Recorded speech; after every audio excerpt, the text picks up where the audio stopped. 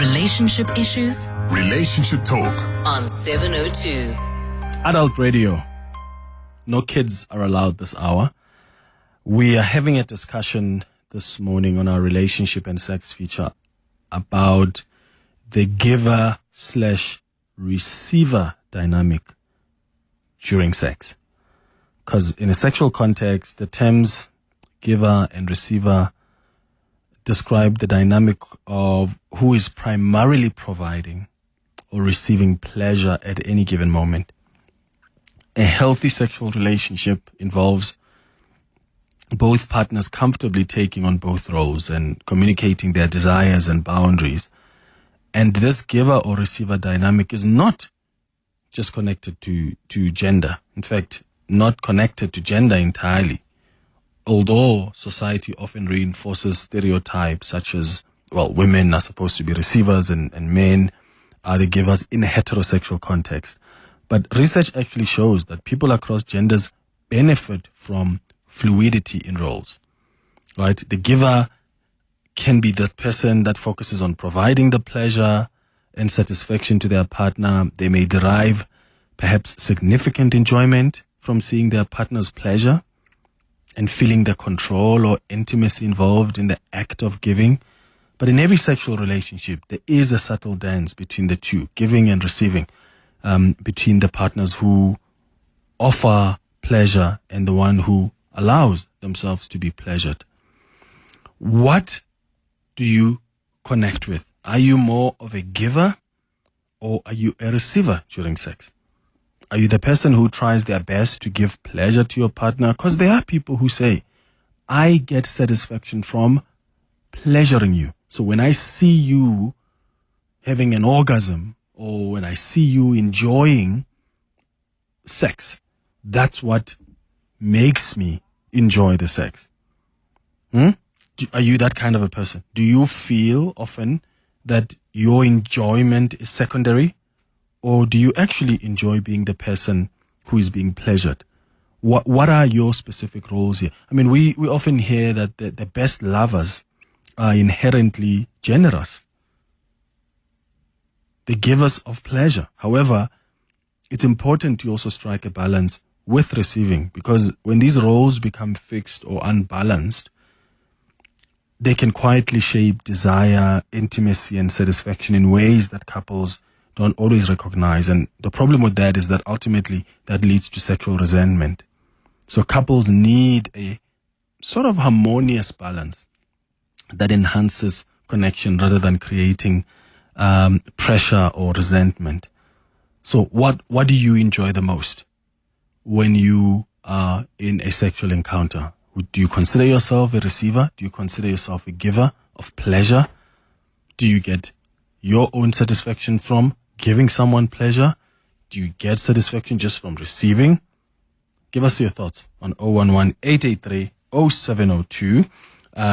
You can also call us on 011-883-0702. WhatsApps, once again, 072-702-1702. Lisa Welsh is an accredited sex educator who's going to guide us through this conversation. Lisa, welcome back to the show. Good morning. Hi, Clement. Good morning. Good morning. How are you? I'm all right. I love the topic today, as always, and I can't wait to hear your insights. What are the giver and receiver roles during sex, like as practical as we can be, so that we lay the foundation for this conversation and listeners will be able to relate to exactly what we're talking about? Well, being a giver, I guess, includes initiating. So being the one to initiate some kind of sexual encounter, guiding, being the one to kind of make the moves during sex, being the one who's doing most of the touching, coming up with ideas, suggestions, doing a lot of the heavy work, a lot of the physical work. Whereas receiving would be softening, allowing, being open and letting pleasure happen. That's just like a kind of an overly simple way of putting it. But like you said, it can be all about generosity and willingness and openness. And there's so much to talk about. But yeah, that's like, in general, that's what a giver and a receiver would be doing. So is it possible that there are people that naturally are just givers, people that naturally are just receivers. I mean, for givers, for instance, is it possible that you just have people who, will be the ones that say, okay, let's change the position, or as a giver, you're always the one giving oral sex, even if you're not getting it in return. You work towards making your partner have an orgasm. So that's your goal. Every time you want to make them have an effective, meaningful orgasm, even if you are not going to have an orgasm, or that naturally you're just a taker. You enjoy the experience when they go down on you, even if it means you'll climax faster and that's going to be the end of the game, or you stop when you're done, even if your partner isn't done. You don't like changing positions if you're uncomfortable, Could it be that naturally some people are just like that and that's the pleasure that they get?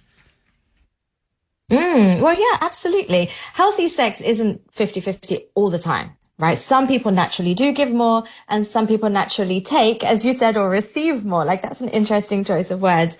But most of us shift from day to day. But being a giver is normal. Lots of people love giving, right? Especially a lot of women, even though there's also that idea that women should be receiving. But being a giver makes you feel competent, in control, because you're in control of what's happening if you're the one giving, connected, loved. It can make you feel valuable. It can make you feel safe. And so that can be what people get from giving. They know what's going to happen. They're not like left feeling vulnerable, like, uh-oh, where's this going to go?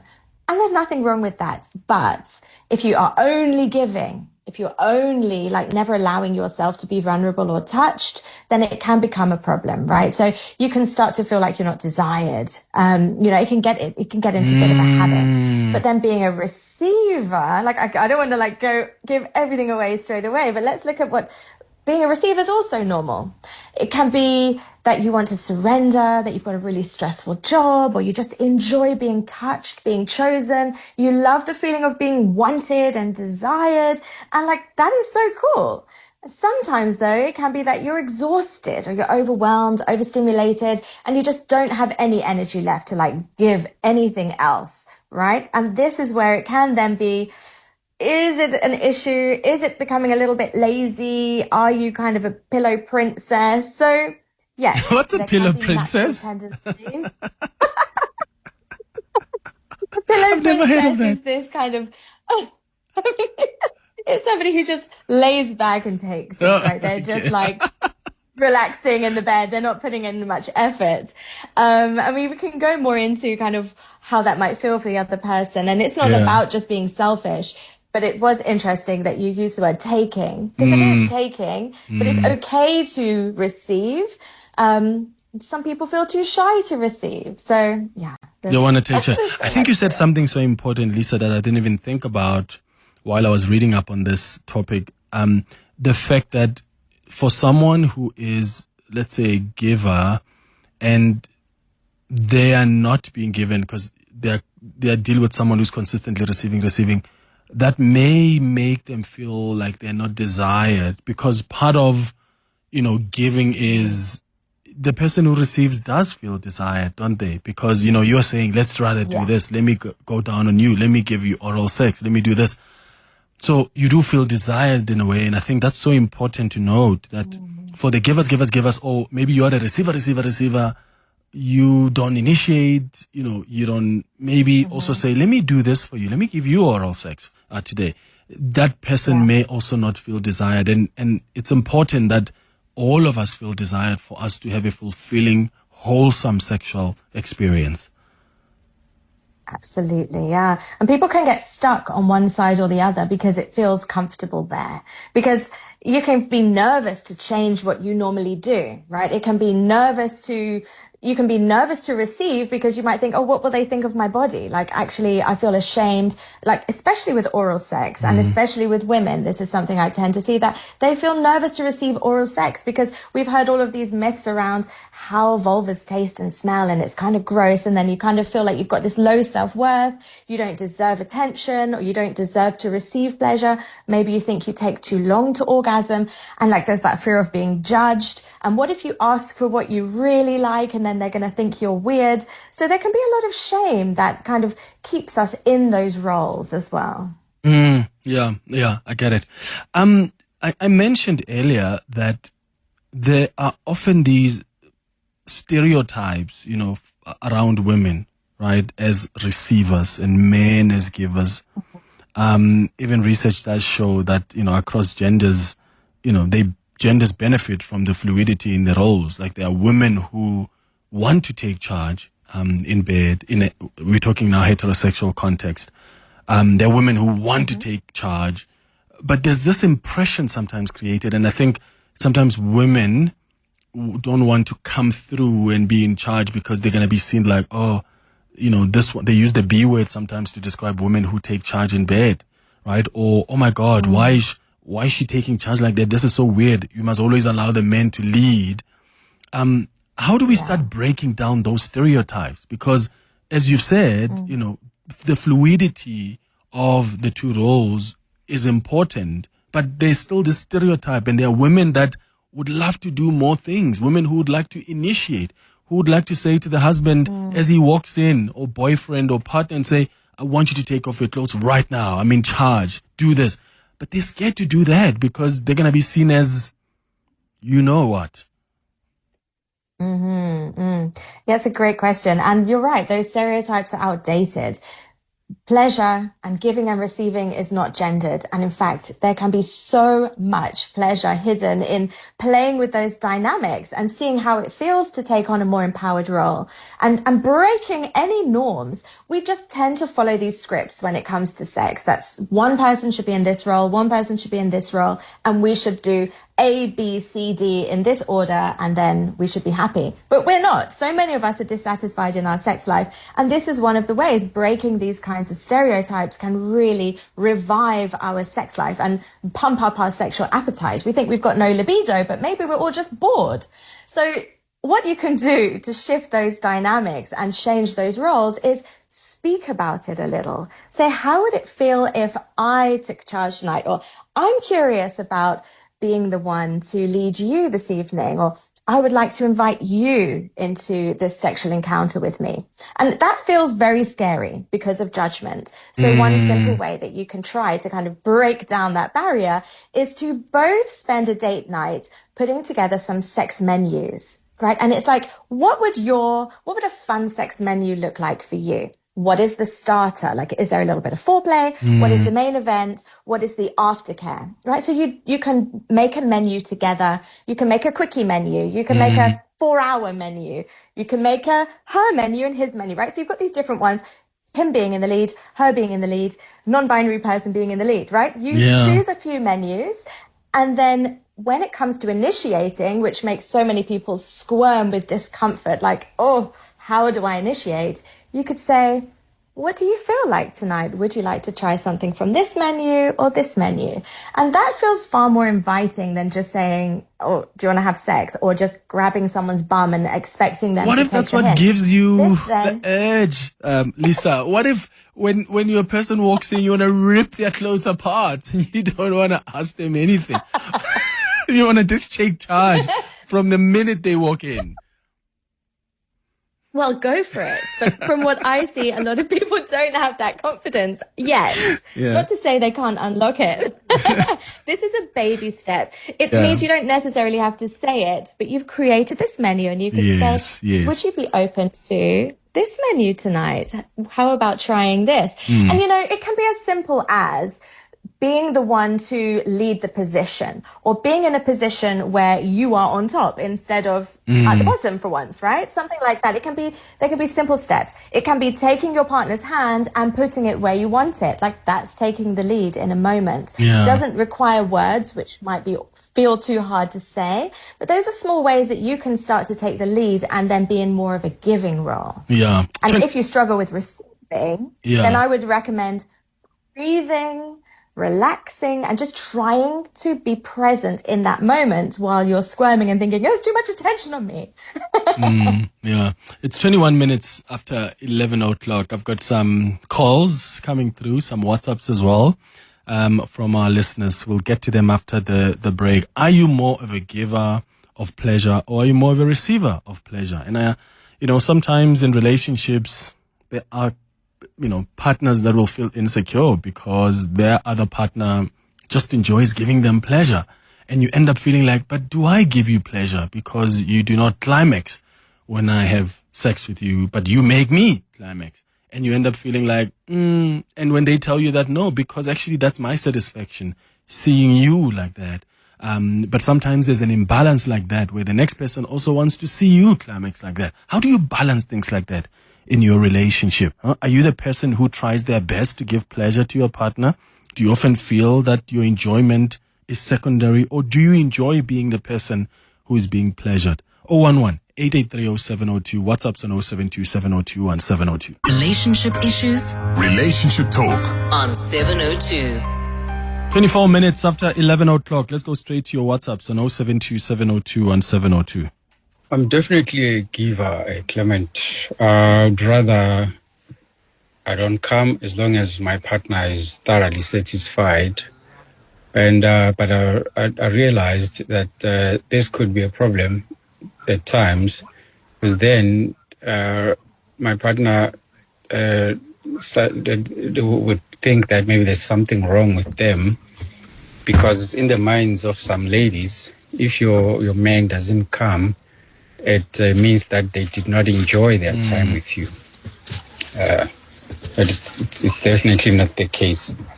I get my pleasure from how my partner looks, how my partner makes me feel, leading to the sexual act. So, yeah, Lisa, because that can create conflict. And so how do you manage something like that then? When someone says, I get pleasure from seeing you in pleasure. When you have had an orgasm as my partner, I'm good. Like, we can even stop now. But then the other partner may feel that maybe they have not satisfied you. So is there a way to find a balance there to truly get your partner understand that no, the fact that you are satisfied means I'm satisfied? How do you negotiate that between couples? Such a good question. And it's valid, right? It's valid to get your sexual pleasure from seeing your partner receiving pleasure from you. I think we have to get our head out of that script. Like I just mentioned, like, people enjoy and receive sexual pleasure from so many different things. And sometimes we can accept that somebody might receive sexual pleasure from looking at a shoe, but we can't accept that they can receive pleasure from giving you pleasure. So it's like getting out of our head and believing our partner, if they're communicating that to us, that they truly are so satisfied by giving you pleasure and seeing you having pleasure, then believe them if that is the truth, right? And you can have good communication to really make sure that their partner's not holding back and there's nothing behind it, that they're just really not just ashamed to be doing more or to be receiving. Like, you can gently talk about that and maybe even seek support from a sex therapist if that's something that is of a concern. But if there is no concern and this person is genuinely telling you this is all they want, this is what they enjoy, then I want to encourage people to believe each other, right? Believe each other, and maybe encourage them to try receiving in small doses to see how that feels. Yeah, but ultimately, communication is the goal. And if you're saying, this is what I want to do, this is what I want out of our sex life is to be given to you, then trying to believe that. I mean, and it is a definite issue for some people, especially if the man doesn't ejaculate, that women in a heterosexual situation can feel so many things about that and blame themselves. But again, it all comes down to communication. Is there something else that you could be trying that he would prefer? That kind of thing. So depending on the circumstance, it's worth looking into communicating more. But ultimately, pleasure received however it's received is valid. Here's another WhatsApp. Morning, 702. This is Kamo here from Johannesburg. When it comes to oral sex, I'm not a fan of it. I don't like it. I don't want it. Don't even suggest it. It's not my thing. Tried it in the past. I don't get the hype, but I am all for giving my sugaring bing, my beautiful woman, my wife, oral. Seeing her get pleasure gives me pleasure.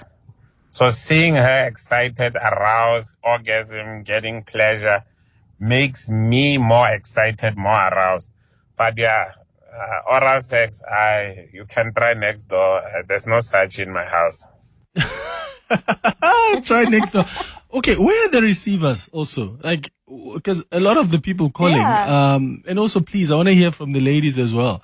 The people calling are saying, yeah, I enjoy giving the pleasure and just seeing my partner going crazy and having a crazy orgasm gives me satisfaction.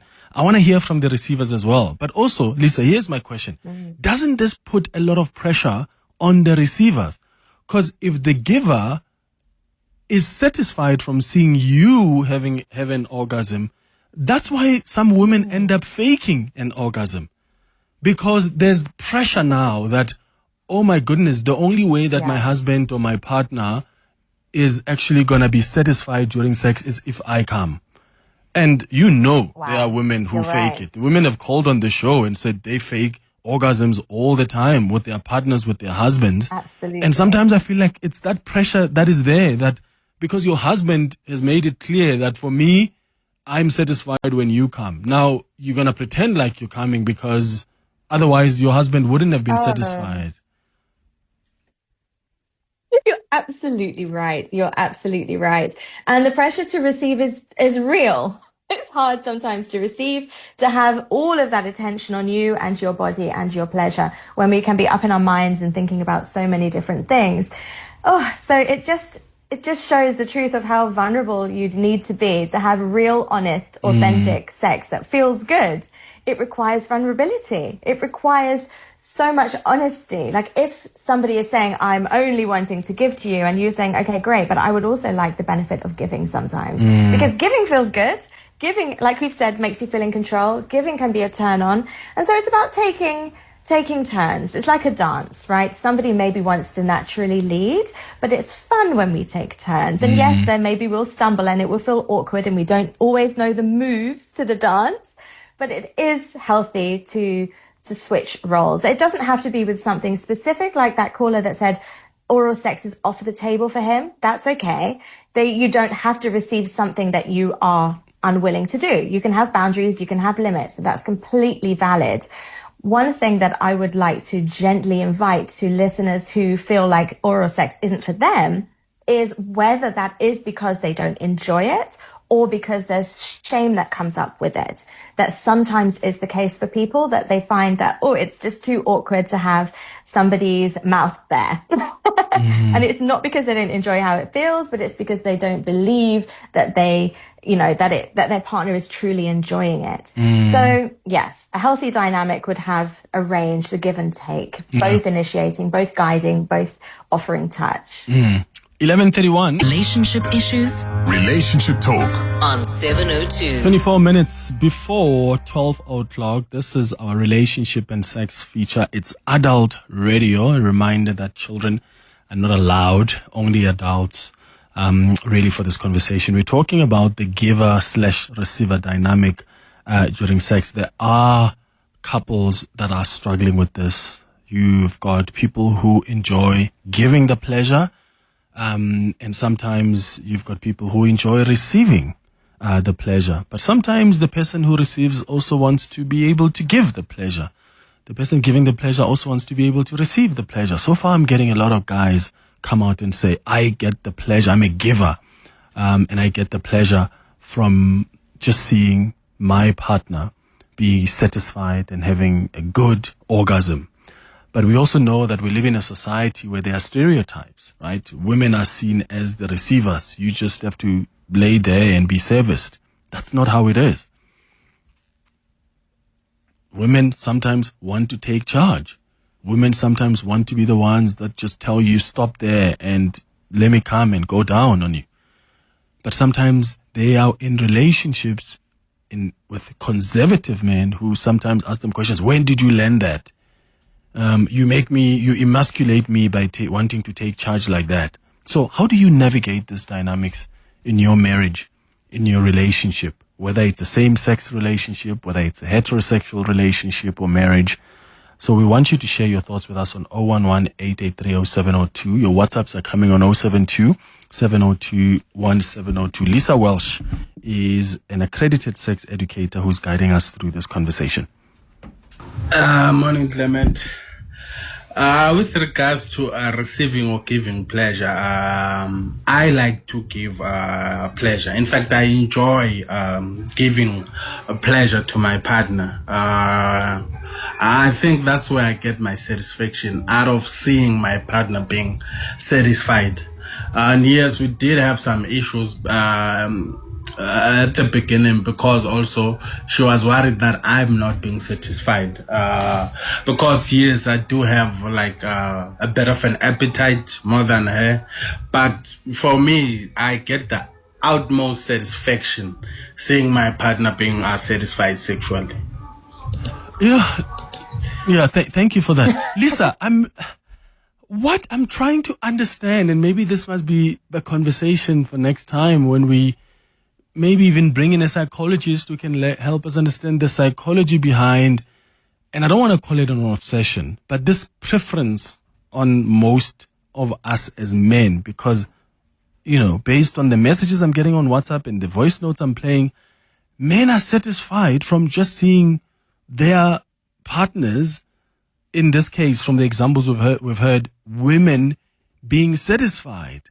And I'm just trying to understand what the deeper psychological reasoning for that may be. And I know you may not have an answer for that, but does it not interest you that, I've not heard of a man who says, well, I like it when my woman just tells me to lay there and then gets on top of me or does this and I'm receiving the pleasure until I come and the woman has enjoyed that.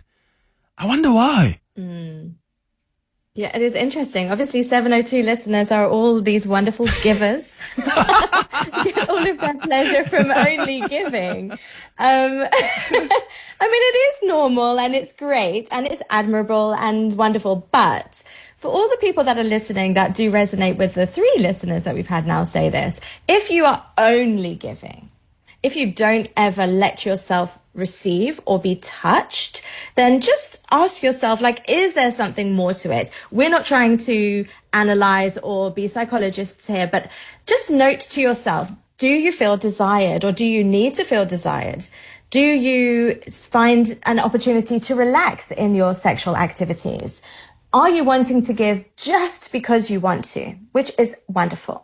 But are you giving because you're scared to ask for something, right? That's where it starts to get sticky. Or are you giving because you feel like you might fall short if you're receiving? Or is there something else going on medically or emotionally that is causing you to struggle to receive? I'm not trying to say that any of the callers that this is what's really happening, but I'm just thinking with anybody who's listening, is that potentially a dynamic that's worth looking into? Yeah. Being a giver and loving being a giver is wonderful, but is there something more?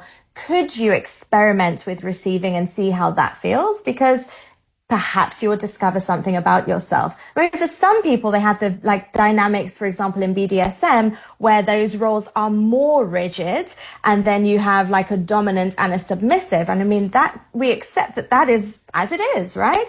But again, that is not the only way that people can be. Even in BDSM, they can switch, right? And so I don't want to invalidate what anybody is saying here, but I know for some people that get kind of stuck in the role of giving, it can feel awkward. It can feel like they don't want to change the way things are, that their partner maybe just expects it to be that way. Maybe it makes them feel manly. We spoke about women being in the role of receiving. Maybe it feels like the men might feel like they should be giving because that is how it's supposed to be and that's what we expect a man to do. But yeah, I just want to say for anyone listening that regardless of how you like to give or receive, your pleasure is valid and it's worth having that conversation with your person, if there is a person or people, to say, how about we try this next time? How about we choose something for you tonight and tomorrow we'll choose something for me?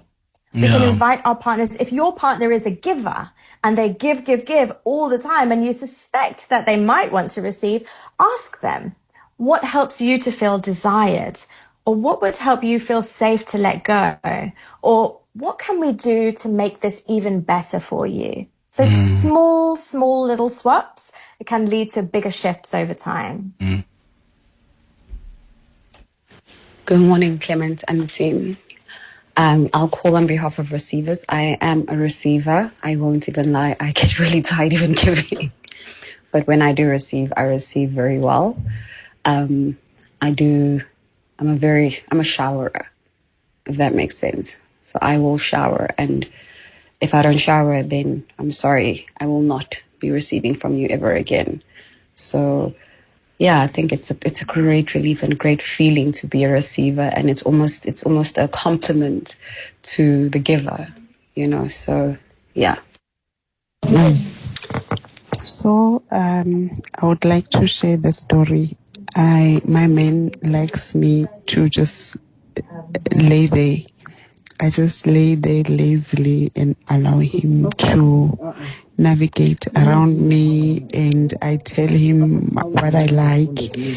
And I would also touch him in certain places, like he would like me to touch his balls, touch his bum when he's on top of me, touch his head. Then he would just let me know what he wants, but I just lay there and allow him to navigate me. Oh my goodness, and he takes so much time. He makes sure that I come first before him.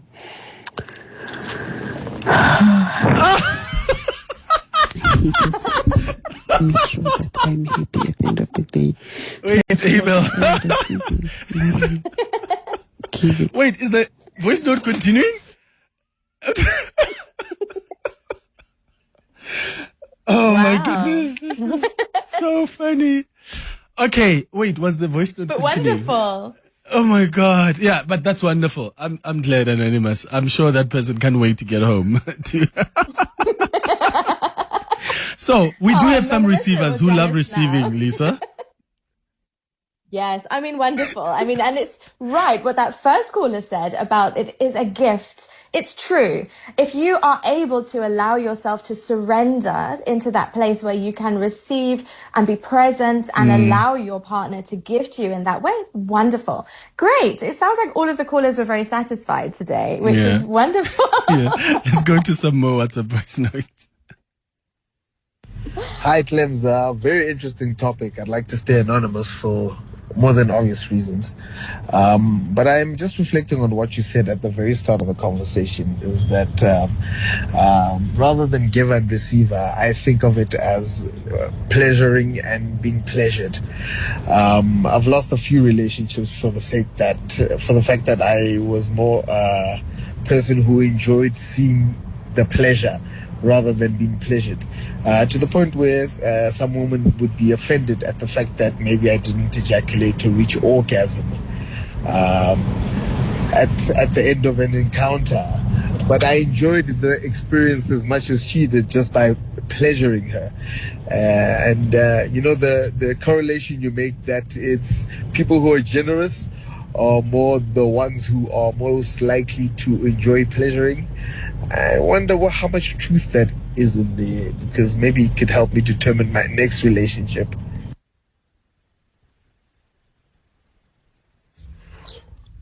Greetings, Brother Clement and your guest. This is me. Call me Anonymous. Me, I am a giver and a receiver in a way. One day my partner or my wife said to me, baby, can I be in charge tonight? I was like, you, when? Why? I can't. Stop it. But she insisted. Then I said, let me give her a chance. That woman showed me some flames. She knows how to be in charge, and I really enjoyed it, and I always give her that opportunity. So don't undermine these ladies. They will make you sweat. Anonymous in Pretoria. Thank you. Thank you, Anonymous. Okay, the other WhatsApp voice note that we were laughing about, Lisa, Abel tells me actually that I cut it short because I spoke over the person. I apologize for that. I thought when she was sighing there, she was done, but she wasn't. So I'm going to play that again so that we hear what she says towards the end of the voice note. towards giving. I have had experiences with some. Okay, that's not the one. We'll come back with it after the break. It's 12 minutes now before 12 o'clock. Relationship issues Relationship talk. on 702. 10 minutes before 12 o'clock. Let's go to your WhatsApps. He makes sure that I come first before him. He just makes sure that I'm happy at the end of the day. So I feel like I am receiving more than giving. Hi, Clement and Lisa. Beautiful topic. Clement, please ask her to laugh. I love. Amazing. Anyway, just straight to the topic. I think I'm both as well. And it's beautiful when you receive. I feel it's the most rewarding feeling ever because somebody's taking their time and servicing you. It feels great. And giving as well. It's nice when somebody is satisfied and you see them happy and like satisfied inherently, if there's such a, so I love that. I think I'm both, hey. But again, what I've realized is the ability to keep one's body up. Sometimes giving can be so physically draining. So I think that's one of the reasons I exercise, because I don't want to find a point where my body, I'm not able to control it. Thank you so much. Hi, Clement. So my partner and I are both givers and receivers. Proud givers and receivers either way. And when I tell you, when that man goes down, he really goes to town. He will go to town until I say, listen, we're good. And I do the same, so when I go down, I make sure that I satisfy my man. I make sure that my man is good. And I'm the more experimental one of the relationship. So, when I want to try new things, he makes it such a safe space that we're able to explore, and like once or twice a year, we'll do something, that's quite out there. My most recent thing was trying the grapefruit, and it really rocked his world. So it's a great thing when you can have open and honest communication about what you like and what you'd like to try. And, it's not always going to be fireworks and everything, but when you can just have sometimes quiet, beautiful lovemaking sessions, I think, it makes for an amazing relationship. Yo, Mr. Clem. I personally think why most men prefer to be givers. It's because it's a win. You see, when you make your woman come or girlfriend or whatever, you feel like you've won in that match, in simple terms. So being the giver gives you that sense of victory. You have the breaking rights. You can share with your friends, whatever. But oh my God, the pressure on the poor women. Oh no, Lisa. Can you imagine? Now you're gonna brag. What? You're gonna say to your friends, yeah, I made her come. And now women is gonna lay there and just pretend like they're coming because they know that your ego is gonna be bruised if they don't.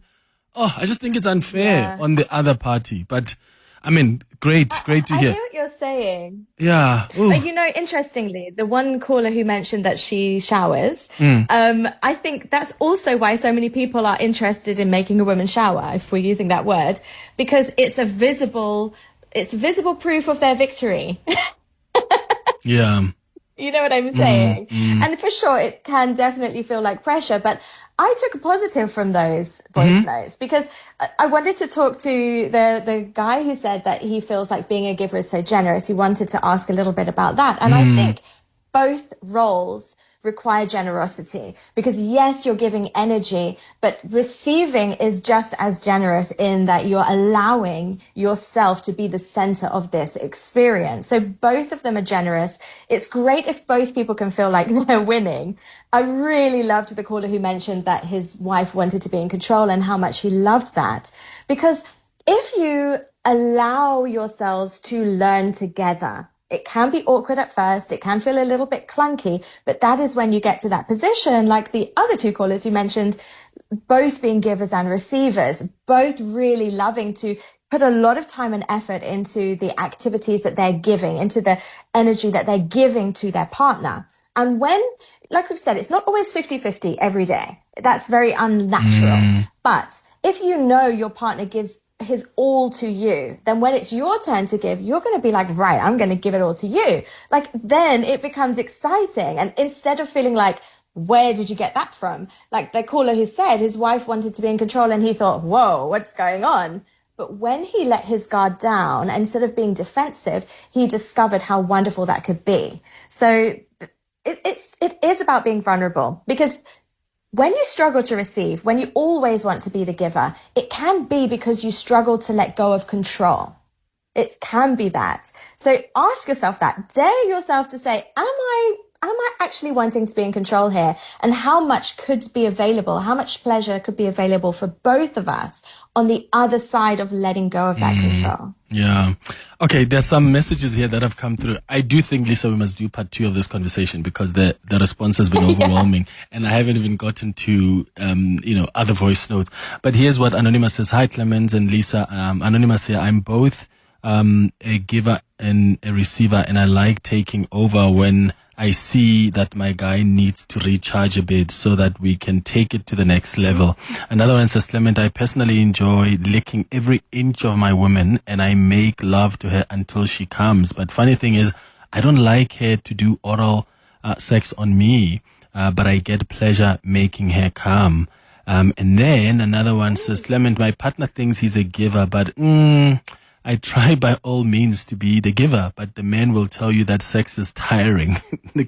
And then another one says, Clement, your subject has made me wonder about something. One's ways in the bedroom doesn't necessarily match their general personality. Yeah, of course. I mean, some people will say, Lisa, there's there's a Sasha Fierce of sort, right? That comes out yes. In that moment. It's like, who are you? Who are you? I don't know this person. The last one comes from Nons, who says, I'm a receiver and my ex-husband is also a receiver, so we didn't get along as he expected to receive, and I just couldn't. But these things, as Lisa has explained, you can just talk about them. It really, really does help. Lisa Welsh, accredited sex educator. Always so much fun talking to you. You give us so much insight. We're going to do part 2 of this conversation, yeah? Great. Thank you so much, Clement. I can't wait for part 2. It's 3 minutes before 12.